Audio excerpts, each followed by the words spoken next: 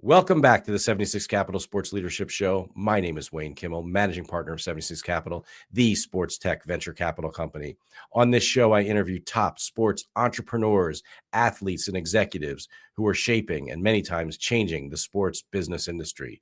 You can subscribe to our show on YouTube, Apple Podcasts, Spotify, and on our 76 Capital website. Today, I have two guests. We have Cheryl and Pat Colleluori, who are part of the HEADstrong Foundation.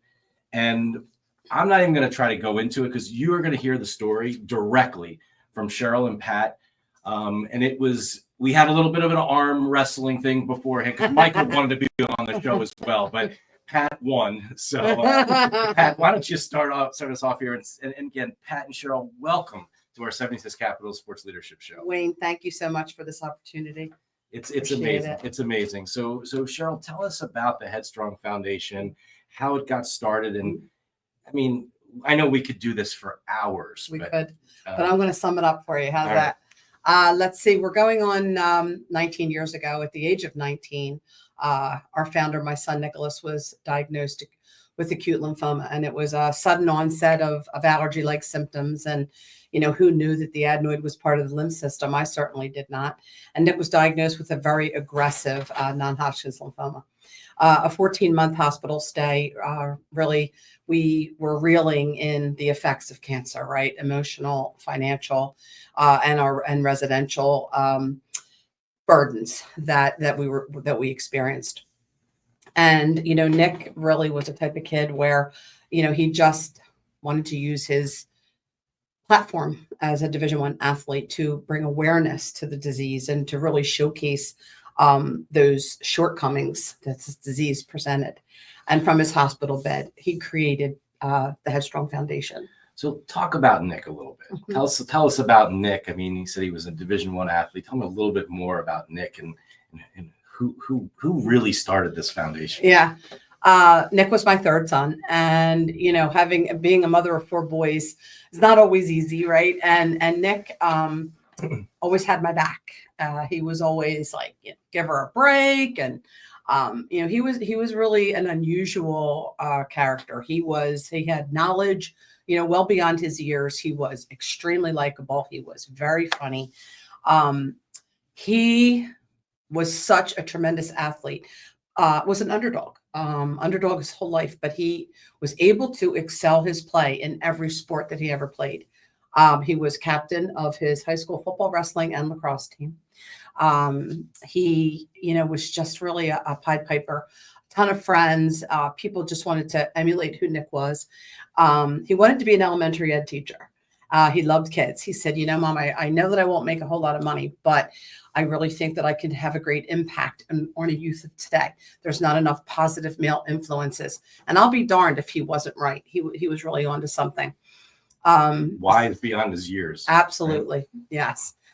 Old soul. He was an old soul. And he loved his mother. Sat next to me at the kitchen table. And, we were really taken back with Nick's diagnosis. It just came out of the blue and really, really devastated, our family. Nick's fight was our fight. We were all, in this fight and with the priority of making him get into remission.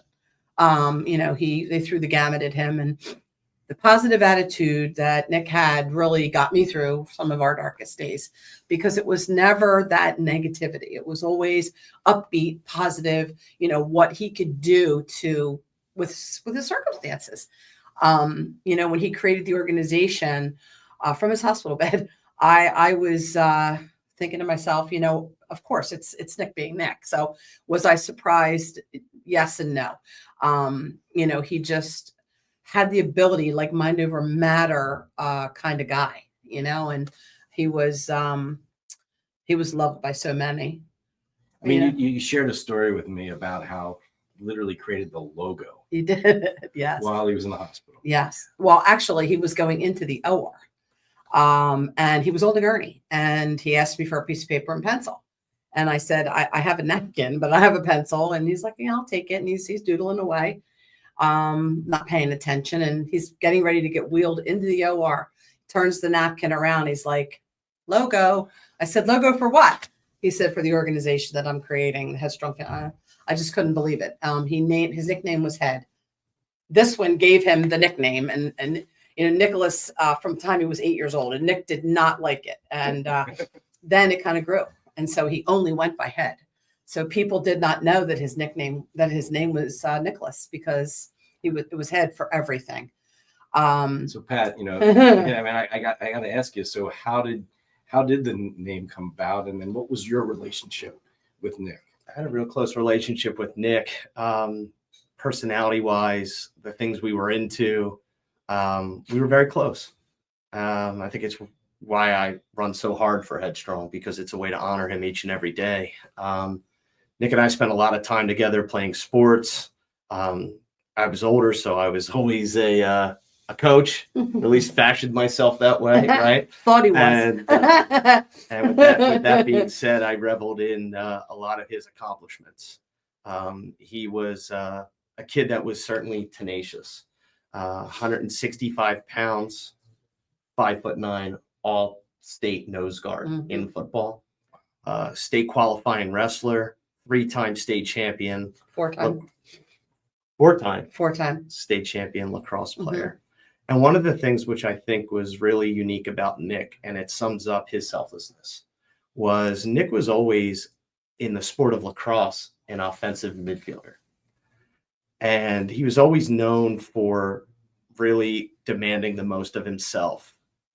And his junior going into his senior year, he was asked to anchor the defense, to change his position, because his coach felt like Nick's leadership and his example would kind of set the tone coming off of an undefeated season. And they were looking to reinvent the defense. So they ended up putting Nick in a situation where he had to learn a new position, playing with a long stick. And as a result, he more or less, took himself off the depth charts for any recruiting that may have happened, because that big change in his position and play.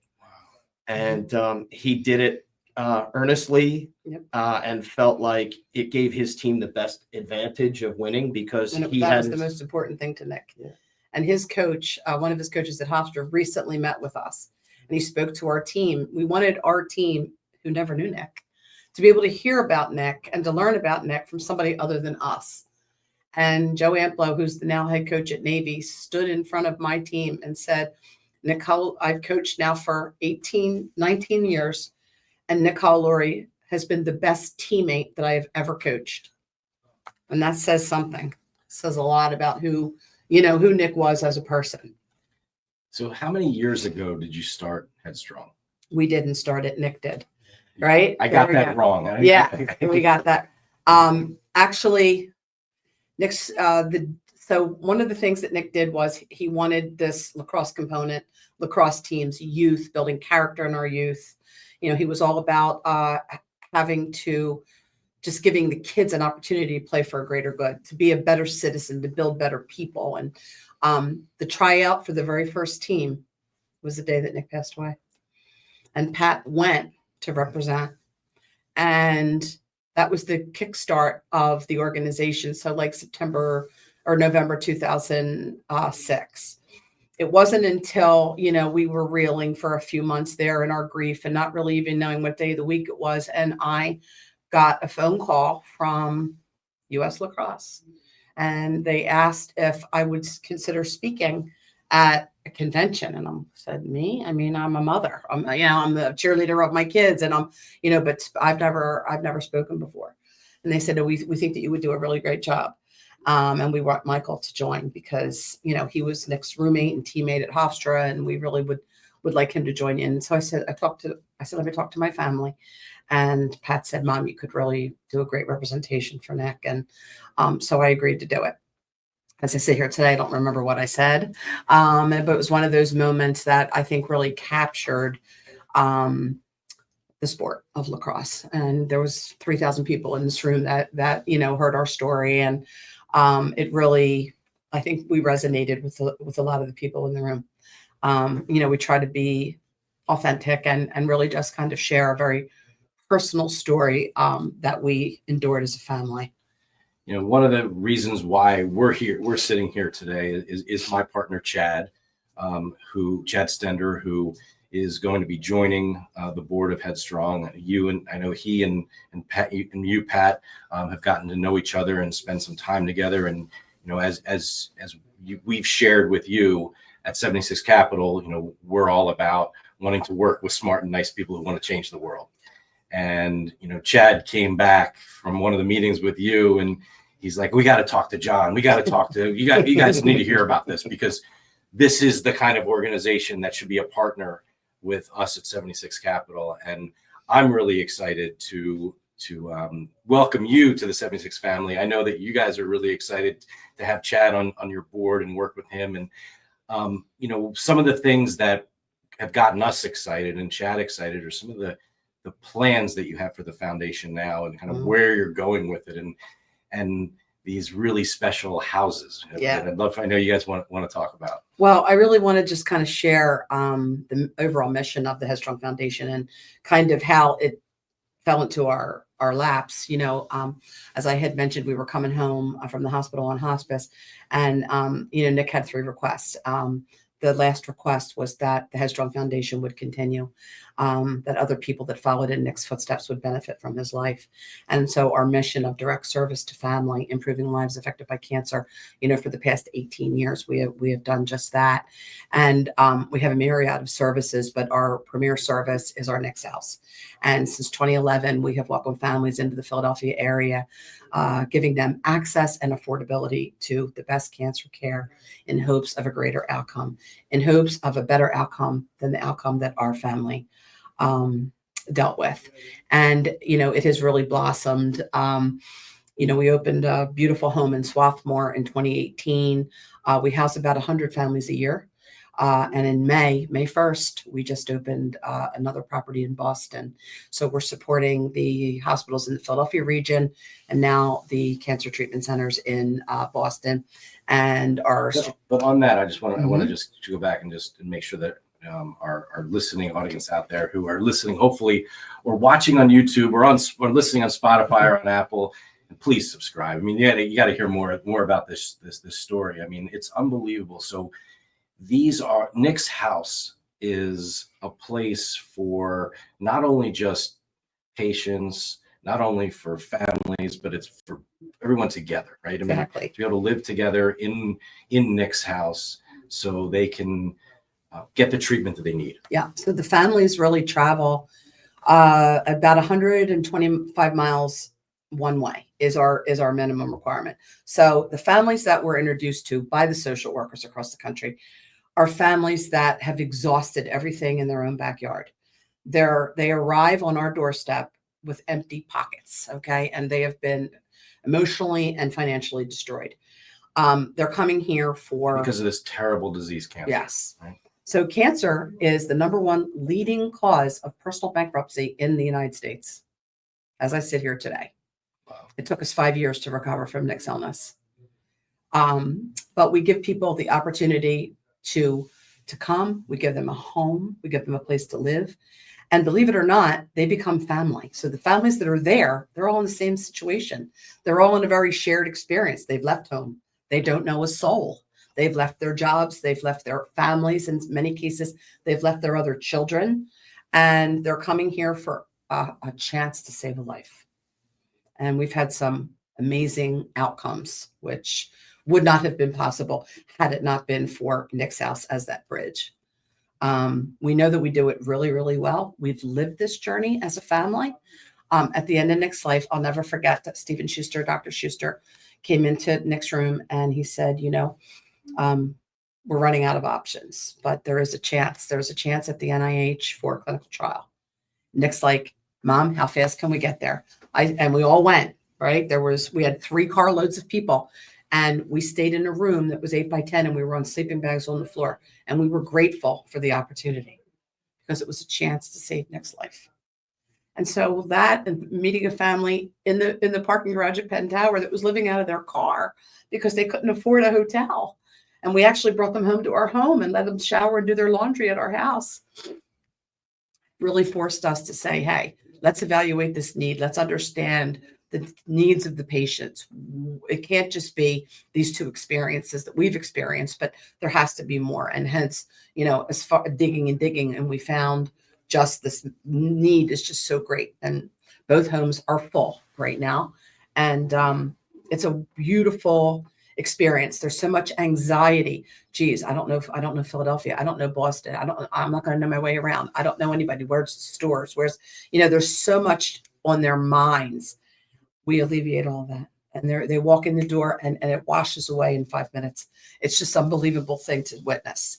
And like I said, we've been doing it for, many years. Right now, we provide 5,100 complimentary night stays for patients and their families. It's incredible. It's incredible. And if we were sitting here, we're back here in 5 years from now, Pat. We're sitting here 5 years from now. Where do you see all of this going? I mean, I know you have this unbelievable vision in how you work with athletes and different universities and all the major cancer centers from all across the country. Like, what does the overall foundation look like? How many Nick's houses are going to be there? Like, what do you want to go do? And how can we help you? That's the real big deal here. I think that, understanding the needs of the cancer centers, and the thing that we consistently hear time and time again, especially with how treatment is becoming limited or someone's situation requires them to relocate in pursuit of something that's either in a trial phase or an advanced phase, or even if it's just a healthcare opportunity where something aligned with someone's insurance. It's all too often that people are put in a situation. I think it's over 30% of the patient base has to travel a distance of over 500 miles one way for their treatment. Simultaneously, over 98% of the cancer population is above the age of 18. And where Nick was in place and time in life was a college student athlete. He was 19 years old. He was in the height of his athletic journey, living his dream, when things went awry. We were blindsided by Nick's diagnosis, right? He had to withdraw from school because of the way things were. Our family, because of healthcare challenges at the time, Nick lost his health insurance. So in a blink of an eye, he lost his identity in a way. But what was so interesting was that who he was allowed others to draft off of his positivity and his the things that he was all about. And so you told me a story that two of his teammates would come down from New York for his treatments. Yeah, what was so interesting was that as an older sibling, you talked about earlier, my relationship with Nick. I was as much of a fan of Nick. And one of the things that I think about is that, I gained such a level of respect and appreciation for my brother when being dealt the ultimate adversity. Everything that made him a unique athlete was the same thing that I think made him a unique patient, right? He didn't want to be defined by the limitations of a diagnosis, but live in his vision. Nick was somebody that was just very charismatic, and everyone that he influenced, from the nurses to the doctors to the people. And what I saw was truly the measure and the unconditional love of team. It's something that we try to emulate every day at HEADstrong. We were talking earlier about when Nick would go into the hospital for treatment, right? First of all, it pained him greatly to be away from his college teammates, which he considered his brothers. And so, his college teammates would take the train down from New York to accompany Nick to treatment. And what was interesting was that he had a constant carousel of visitors and support, right? But he also saw that so many people did not have that, right? The most amazing thing about the power of athletics is the sense of unity amongst athletes, especially when things don't go according to plan or that people are dealt hardship. What Nick's story did was bring out the absolute best in people. And what I came to learn was that it doesn't take a lot to make a big difference, and kindness goes such a long way. If you can invest a little bit of time just to learn what someone else is dealing with, you can pinpoint exactly their need and how you can be a solution. And what we saw through Nick's journey was that he channeled his inner athlete to navigate his cancer. Nick was the type of person that refused to give in. Mhm. He wanted to go the distance. And we made that commitment to Nick. What was so interesting was that, while we were siblings and a family, we became Nick's team. Mhm. So I know that I said earlier that I oftentimes fashioned myself as a coach, but I found myself in a place of being a life teammate to my brother. And what does that mean? Well, I was coming out of college as they were going in, right? My ability to stay home and work in a situation where I was doing an entry-level sales job, and my ability to take Nick to blood work that day afforded my mom the opportunity to go to work that day. Those were the type of sacrifices that we made and didn't think twice about it, because that's what you have to do. And what I got a chance to witness was how much Nick loved his team and how much being a part of the team really helped positively distract Nick from what he was going through. Right. He used to say whenever he was back at school, whenever he had the opportunity, it was like everything that he was going through just faded away, because at school he was part of something bigger than himself. He wasn't confined to a hospital room, and he wasn't hooked up to a chemo pole, that he recognized. And sadly, it takes hardship and adversity for people to really understand what they take for granted on a daily basis. And what we had the great privilege of witnessing was the measures of unconditional love, which certainly know no limits. The fact that Nick's teammates wanted to be there for him was much in part because they didn't know how to play their position. His entire team spent the last night of his life with him. They bussed down from New York. Yeah. And it's an unbelievable thing to witness, but it was that. So with respect to the future of HEADstrong, we could talk about Nick forever because we miss him greatly. And it's been 18 years. My favorite subject. But what has been enabled through what he went through is something really incredible. Today, hundreds of thousands of collegiate student athletes are embracing the HEADstrong Foundation mission with open arms. We have the privilege of working alongside of close to 800 collegiate athletic programs that represent the full gamut of varsity Division 1, 2, and 3, the NAIA, the NAIA, the side of the club sport as well, and really being a unifier and really a connector to the power of college athletics, marrying them with teams and athletes with opportunities to make a difference. One of those things is Nick's house, which Cheryl spoke to.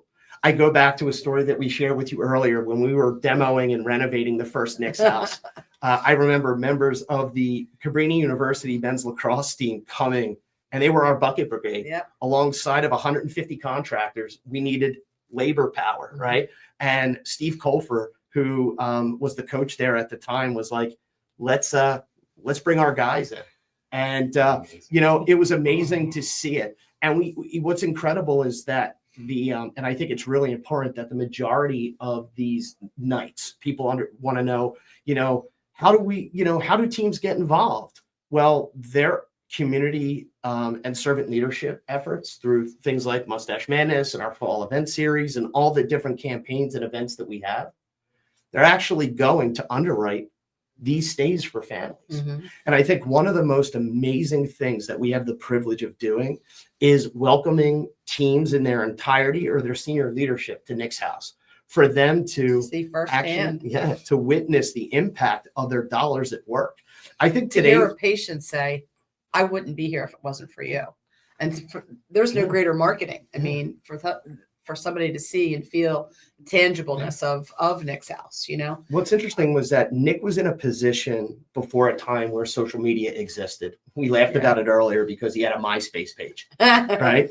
And things like, the idea of what a platform for a student athlete was. Well, since Nick's passing 18 years later, using your voice is the expectation, especially as it pertains to opportunities for internships, NIL opportunities, influencer things. And what's special about that is that we've had the privilege of working on the ground floor with a lot of NIL collectives, really marrying their student athletes with opportunities for activism, community service, servant leadership. And, where Nick's house is going. We have the 2 homes. Each home provides close to 3,000 nights of complimentary housing each year to families. And now we're going to be bringing a Nick's house to Durham, North Carolina. And over the next 10 years, we're going to look to build another 5 across the country. And we've identified the markets already, which we're very excited about. And each one of those major healthcare systems and cancer centers are aligned to a major university who will be directly involved with helping us see it to life. It's amazing. I really thought, and maybe this is where we can help. I see your mom here as Cheryl. It's really amazing. This is my first, mother-son show, and it's a really special one. It's really special. I mean, the HEADstrong Foundation, what you're doing, in memory and in honor of Nick is incredible. This wasn't our plan. Okay. And it's amazing. It's amazing. But I see your bracelet with the mom on it. Oh. 27, right? Listen, my urn, it's my son around my neck every day of my life for the past 18 years. So Unreal. So I see the 27, and I know there's a story about his number and all that. I didn't even realize that. Just wondering, how can we help you get to 27? Nick's The funny thing is that was on our long-term plan. Yeah. And that is the goal, 27 homes, right? The more we do, the more we raise, the more we help, right? And, that would be an amazing number. And it's, 27 is very significant to the HEADstrong Foundation. It was Nick's number. He wore that in honor of the infamous Ron Hextall, who influenced Nick at a very young age. And he's like, I want to be that tenacious. I want to play like that when when it's my turn to play. And he was just a little boy at the time. And so it's woven into the organization. So he was really into hockey. Well, he was only 5 years old. And he was only 5. He was 5 years old. And he saw Hextall. And he saw Hextall as the goalie for the Flyers. And I said, well, what are you talking about? He says, Mom, he's the only goalie that scored 2 times. And it really was a major influence on Nick. And he's like, that's who I want to be like. When I play, I want to play like that. And so 27 is very, very, special to the HEADstrong Foundation. It's just another representation of Nick. But, we want to align ourselves with all of the nationally recognized cancer institutions, because where someone lives should not determine if they live. Okay. And if we can give them the opportunity to go for it, to save a life, to go the distance, and know that if it doesn't go their way, that they could put their head down at the end of the night.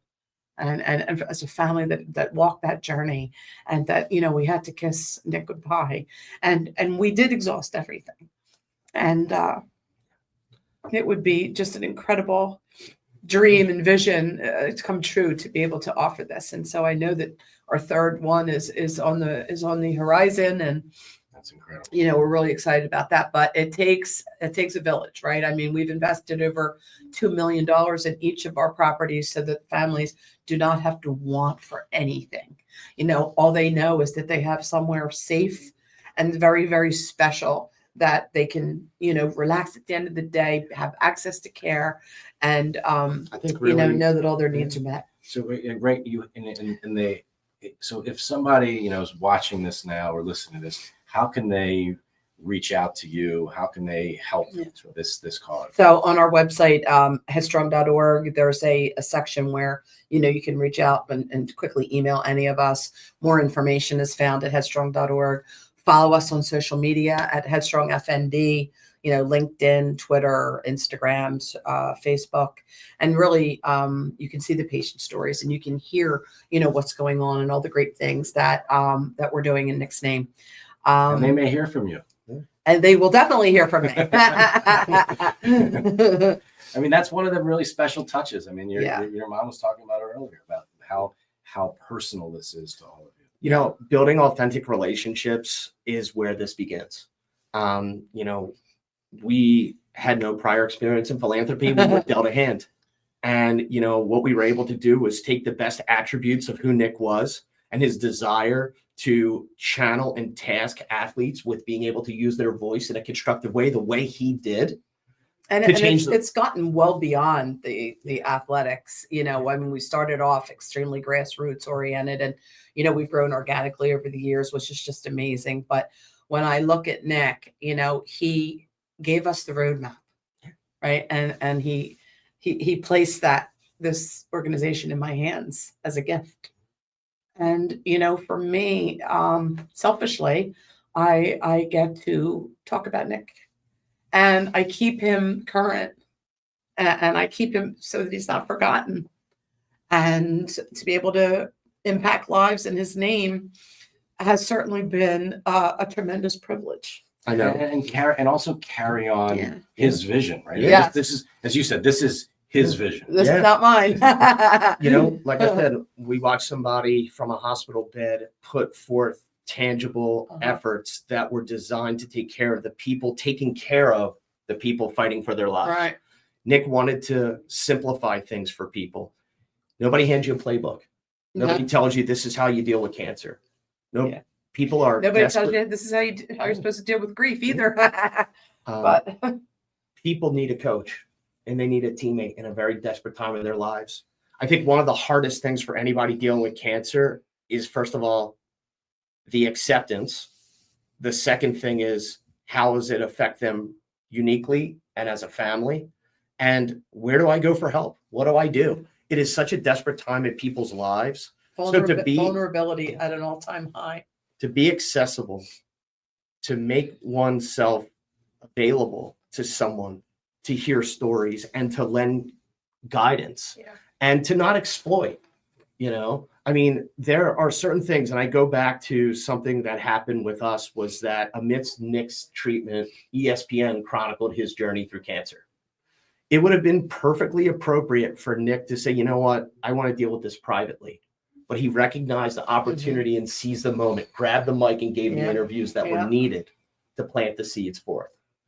And what was interesting was that, like, we had to figure out how to breathe again as a family. My mom oftentimes refers to it as like a table without a leg. How do you stand? Yeah. And we're constantly juggling the plates. the lowest point was losing Nick. Cheryl mentioned how the day that Nick passed away, I walked into a meeting that was selecting a team to represent Nick. And I'll still remember going into that meeting with those organizers, and they looked at me like, oh my God, I can't believe you're here. And I told them there was no place else I'd rather be, because I felt like in that moment I was connected to Nick. And with that in mind, like, that kind of started, I know, my commitment. And like I said, a lot of no's, a lot of $20 donations, a lot of hustling, you know, and to be honest, a lot of learning. And, you know, that humility, we oftentimes said, you know, what's the worst that could happen? Someone say no. Well, that was exactly where we were. I mean, even when opening our first Nick's house, this desire to expand, we had opposition. We spent 4.5 years in litigation defending and fighting for the rights to operate for these families. Wow. And, you know, at the end of the day, you know, when you're that passionate and you wear your heart on your sleeve, I think that we're so committed to this. And what's interesting about the collegiate landscape is that we don't just assist lacrosse players or athletes, but what's amazing is that for all of them, and I've had the great privilege this fall of being on 60 college campuses and speaking to teams in a plethora of scenarios, whether that was at a few of our events or in the weight room, in the locker room, whether it was 6 a.m. while, you know, Capital University was doing their run test, or whether it was 9 o'clock while Oberlin University was finishing up practice. We make ourselves available because for each and every one of those athletes, they can resonate because they're at the same point in time in their life. Family means a little bit more. They're seeing our story through Nick's eyes because that's where he was. And within that sport, there are families that have capacity that, you know, may want to learn more and may want to get behind this and help us bring these to fruition. But the whole idea is to connect deeper. And you know. I think one of the biggest lessons that I know that I've taken over the years is that the prevalence of cancer in our world is a common denominator. The irony was that when it was our hand, we felt like we were on an island. And so to be able to like connect people and look around to a team or a group of student athletes and say, how many of you have been touched by cancer in some way? And all the hands go up. They look around and it's like, wow, this has touched us all.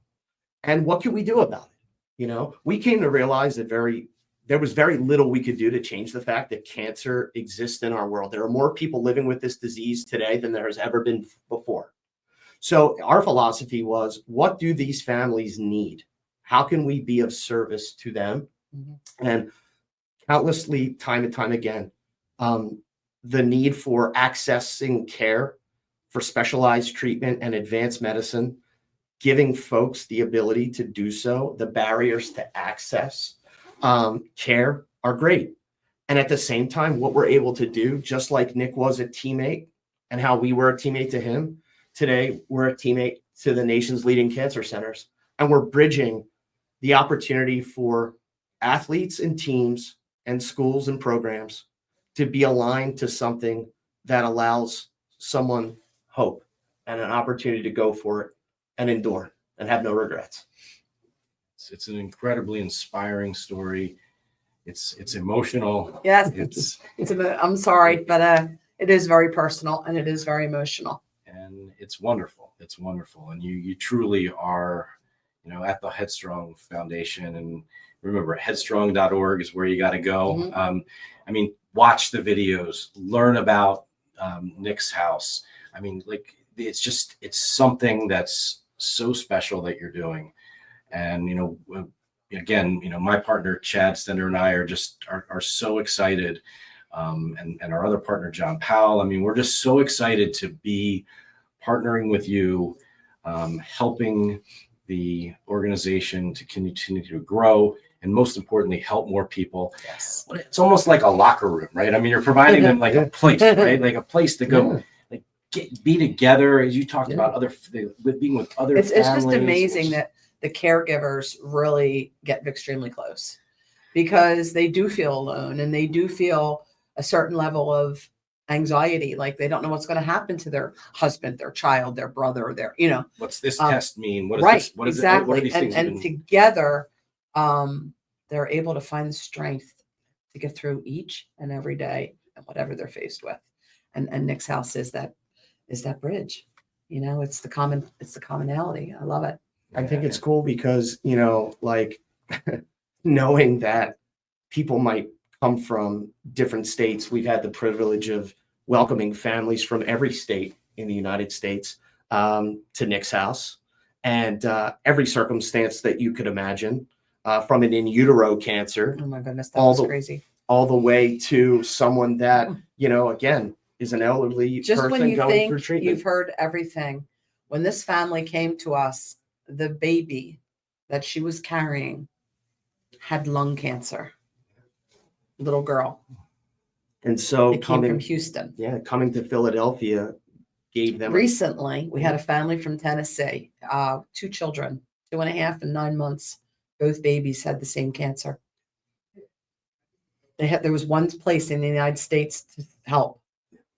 Children's Hospital, Philadelphia. They were with us for, I guess, maybe 7 months, right, Pat? Yeah. And so what's nice, though, about these situations is that when these families, they become a team. And when they get that opportunity to go home and reclaim normalcy, because I think that's a word. I think there's a lot of tears. I think that's a word that we don't, you know, that we really do take for granted. What's normal to you?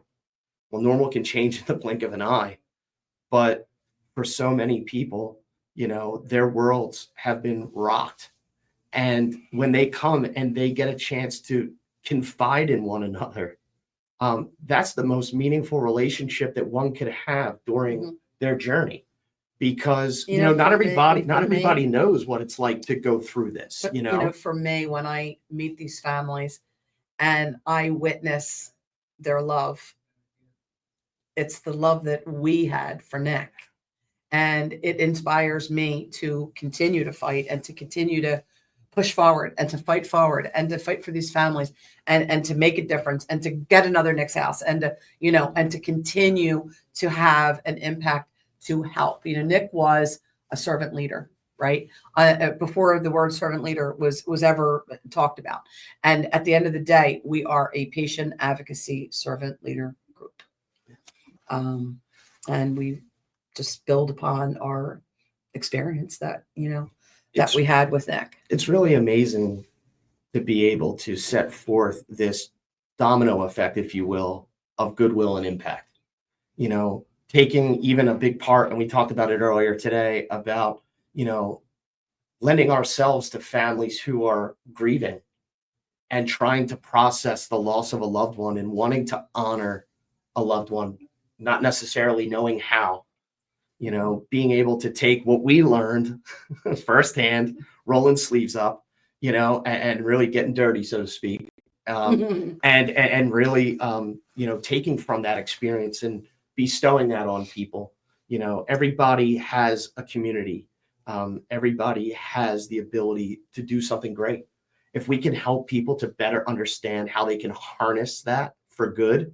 I know that we talk a lot. I know that I'm always out there speaking at colleges. I reference that a lot, but he does talk a lot. but I will say that, everyone has a Nick Colleluori in them. It may not necessarily be cancer, but it might be some sort of adversity.